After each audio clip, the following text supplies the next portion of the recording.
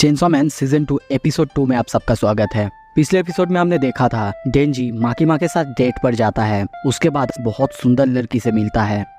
अब आगे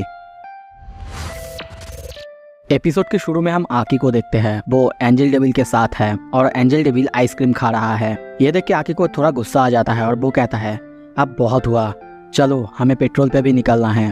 पर एंजल डेविल बहुत ज्यादा लेजी है, वो जाने के लिए राजी ही नहीं होता। आकी उसे समझाने लगता है देखो हमें गन डेविल की लोकेशन मिल गया है और हमें और ज़्यादा एक्सपेडिशन करना है ताकि मैं और ज़्यादा डेविल को मार सकूं और मेरे रिकॉर्ड में डाल सकूं। पर ये सब सुन के भी एंजल डेविल को कुछ भी फ़र्क नहीं पड़ता।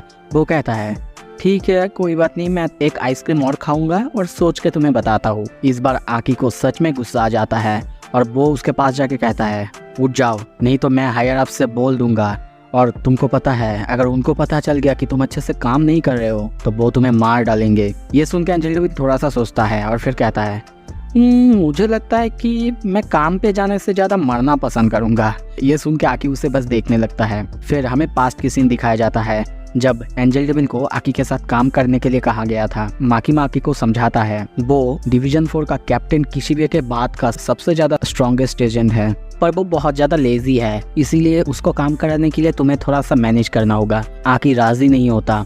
ये सुन के माकीमा फिर से उसे समझाने लगती है तुम्हें उसको पसंद करने की जरूरत नहीं, बस दिखाओ कि तुम उसके साथ काम कर रहे हो। और तुम्हें शायद नहीं पता है वो जब पैदा हुआ था अपने गाँव की सबको मार डाला था और उन सबको वेपन में ट्रांसफॉर्म कर लिया था।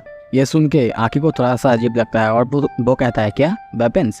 और तभी हमें पता चलता है कि एंजल डेविल का पावर है वो किसी का भी लाइफ को शॉर्ट कर सकता है और उनसे वेपन्स बना सकता है। इसी में आकी का काटाना भी आता है, वो भी उसी का एक वेपन है। सीन शिफ्ट होता है, हम आकी को देखते हैं उसने एक डेविल को मार दिया है और आसपास सबको देख के वो कहने लगता है मैंने इस डेविल को मार दिया है तो प्लीज इसको कोई टच ना करे। पर तभी हम देखते हैं एंजल डेविल को, वो उस डेविल को देख के कहने लगता है वाह ये कितना स्वादिष्ट लग रहा है, देखो यहाँ पे एक ह्यूमन है, शायद ये सिविलियन हंटर है। और वो तभी हम देखते हैं वो सिविलियन हंटर कहता है मुझे मार डालो। ये सुन के आकी को अजीब लगता है और वो एंजल डेविल को कहता है हे तुम चाहो तो इसे आसानी से मार सकते हो ताकि इसे कोई दर्द ना हो। पर उसकी बात को ठुकरा के एंजल डेविल कहता है मैं एंजल बाद में पहले डेविल हो, सो मुझे लगता है कि इंसानों को दर्द में ही मरना चाहिए। ये सुन के आकी चुप रहता है और फिर खुद ही अपने कटाना से उसे मार देता है, जिससे वो सिविलियन हंटर भी खुश होता है और उसे थैंक यू कहता है। इसके बाद आकी कहता है अब मुझे नहीं लगता मैं तुम्हारे साथ काम कर पाऊंगा। डेविल भी कहता है हाँ मुझे भी लगता है। सीन शिफ्ट होता है, हम डेंजी को देखते हैं, वो उसी शॉप के सामने है और सोचने लगता है हाँ हो सकता है माकीमा ने मेरे दिल को ढूंढा है, मेरा दिल माकीमा को ही बिलोंग करता है पर मेरा बॉडी का कुछ और ही आइडिया है। डेंजी रेजी को देख के कहता है मैं यहाँ पे लंच करने आया हूँ, रेजी कहीं और जाना चाहती है क्योंकि यहाँ का खाना उसे पसंद नहीं है।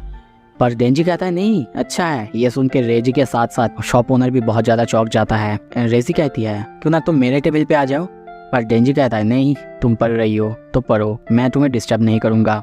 पर कुछ देर बाद हम देखते हैं रेजी उसके टेबल पे आ जाता है। रेजी डेंजी से पढ़ाई के बारे में पूछती है पर डेंजी स्कूल नहीं गया था, वो कहता है मुझे पढ़ना बिल्कुल नहीं आता। ये सुन के रेजी कहती है क्यों ना मैं तुम्हें सिखाऊं। और फिर हम देखते हैं वो अपने नोटबुक पे एक लेटर लिखता है, डेंजी से पढ़ने के लिए कहती है आप खुद देखो क्या लिखा है। डेंजी ये देख के सेम वर्ड कहता है। रेजी हंसने लगता है और कहता है सो तुम्हें पढ़ना आता है। डेंजी कहता है तुम कुछ भी कहो मुझे पढ़ना नहीं आता, पर ये वर्ड हमेशा मैं पढ़ सकता हूँ। ये सुन के रेजी हंस देती है। फिर डेंजी कहता है अच्छा होता अगर मैं भी स्कूल जा पाता, मुझे तो लगता है ये बहुत मजेदार है। रेजी तभी कहती है तो आज रात को मेरे साथ चेकआउट करो, स्कूल में हम जाएंगे। डेंजी को भी थोड़ा अजीब लगता है, फिर भी वो हाँ कह देता है। और तभी वो सोचने लगता है मानता हूँ मेरे हार्ट माकीमा को बिलोंग करता है पर मेरा बॉडी नहीं सुन रहा है। सीन शिफ्ट होता है, हम एक आदमी को देखते हैं, वो सिंह की तरफ देख के कहने लगता है टाइफून।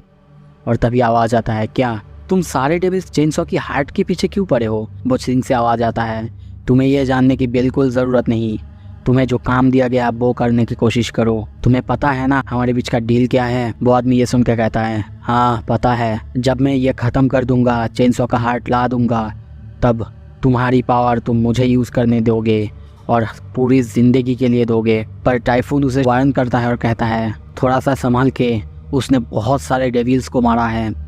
पर वो आदमी कहता है क्योंकि वो सब स्मार्ट नहीं थे, मैंने भी चाइना का कुछ डेविल हंटर्स को मारा है तो ये मेरे लिए कोई बड़ी बात नहीं होगी। टाइफून पूछता है पर कैसे मारा है तुमने? मैंने उनके हार्ट को हंट किया। मैंने उसकी बीवी और बेटी को हॉस्टेज बना लिया था और फिर जब वो आया तब मैंने उसका स्किन तक निकल दिया। वो कुछ भी नहीं कर पाया, यहाँ तक कि उसने खुद को मारने दिया बिना किसी फाइट के। सीन शिफ्ट होता है, हम डेंजी और रिजी को स्कूल में देखते हैं। डेंजी रिजी का हाथ पकड़ लेता है पर वो समझ नहीं पा रहा है कि वो ये सब क्या कर रहा है। वो नहीं पकड़ना चाहता उसके हाथ, पर उसकी बॉडी नहीं सुन रहा है।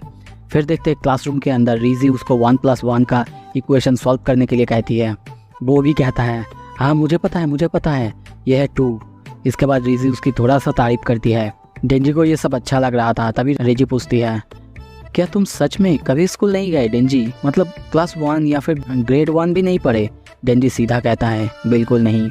ये सुन के रेजी को थोड़ा सा बुरा लगता है और वो कहता है ये ऐसा नहीं कि मतलब बहुत बुरा है।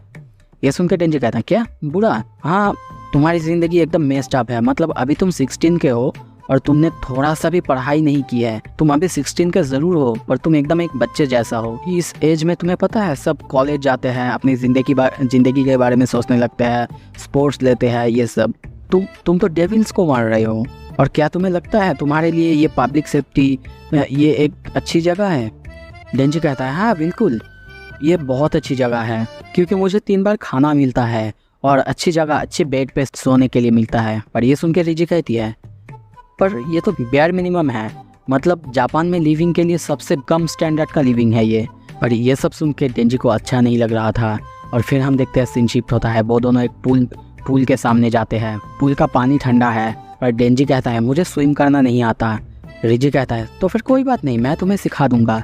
और एक एक करके हम देखते हैं रिजी खुद की सारी कपड़े उतारने लगती है। और ये देख के डेंजी पूरी तरह से शॉक हो जाता है। मैं ज़्यादा कुछ नहीं बोलूँगा, बस अब देखो सारे कपड़े उतार के मेरे साथ पानी में आ जाओ डेंजी। ऐसा नहीं कि अंधेरे में हम खुद को देख सकते हैं। पर डेंजी की हालत बहुत ज़्यादा ख़राब है। वो भी अपने कपड़ा तो उतार देता है पर उसकी हालत आप समझ सकते हो कैसे क्या हो सकता है। इतनी हॉट लड़की है, बस देखो और क्या बोलूँ। पहले तो डेंजी खुद को जाने के लिए रोक रहा था पर रिजी को देखते हैं बार बार कोशिश कर रही थी कि डेंजी किसी तरह पानी में उतर जाए। वो उसको बार बार बुला रही है। आखिरकार डेंजी खुद को और संभाल नहीं पाता और पानी के अंदर उतर जाता है। रिजी उसके हाथ पकड़ के उसके अच्छे से कहने लगती है मैं तुम्हें सब कुछ सिखा दूंगा डेंजी। डेंजी को वो स्विम करना सिखाने लगती है। और तभी बारिश स्टार्ट हो जाता है। बारिश की वजह से वो लोग अंदर चले आते हैं। तभी रिजी कहती है हे डेंजी तुम क्या चूज करोगे, एक शहर की माउस बनना या फिर एक कंट्री की माउस बनना? डेंजी को अजीब लगता है और वो कहता है क्या?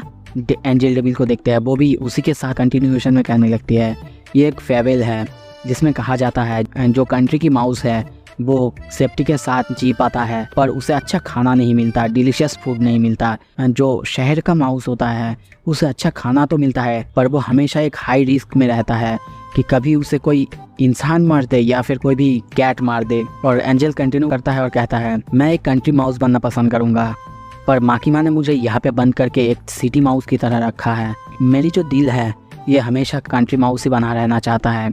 पर डेंजी को देखते हैं वो इसका आंसर में कहता है मैं टाउन माउस बनना चाहूँगा, मुझे यही पसंद है।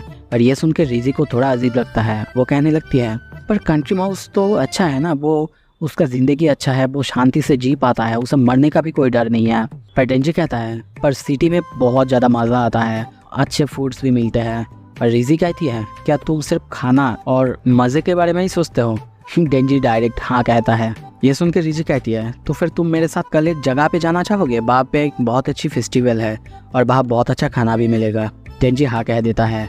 और फिर देखते हैं रिजी गर्ल्स वॉशरूम के लिए वहाँ से थोड़ी देर के लिए जाता है। उसके जाते ही डेंजी सोचने लगता है वो कितनी क्यूट है। दूसरी तरफ हम देखते हैं रिजी जा रही है, पीछे से उसे आवाज़ सुनाई देता है और वो पीछे मुड़ के कहती है डेंजी। तभी वहाँ पे उसके पीछे एक आदमी को देखते हैं। वो कहने लगता है हाँ तुमने सही कहा, मैं डेंजी ही हूँ, मुझे तुमसे एक अच्छी चीज़ चाहिए, क्यों ना हम साथ में बाथरूम में जाएं। वही आदमी को देखते हैं जो टाइफून डेविल से बात कर रहा था। दूसरी तरफ हम डेंजी को देखते हैं ओह क्रैप, जब मेरी आंख बंद कर रहा हूँ मैं दोनों लड़कियों को एक साथ देख पा रहा हूँ। सो इसी के साथ ये एपिसोड खत्म करते हैं। अगला एपिसोड जल्दी आएगा। प्लीज़ लाइक कीजिए, शेयर कीजिए एंड कमेंट कीजिए अगर आपको अच्छा लगता है। Thank you so much.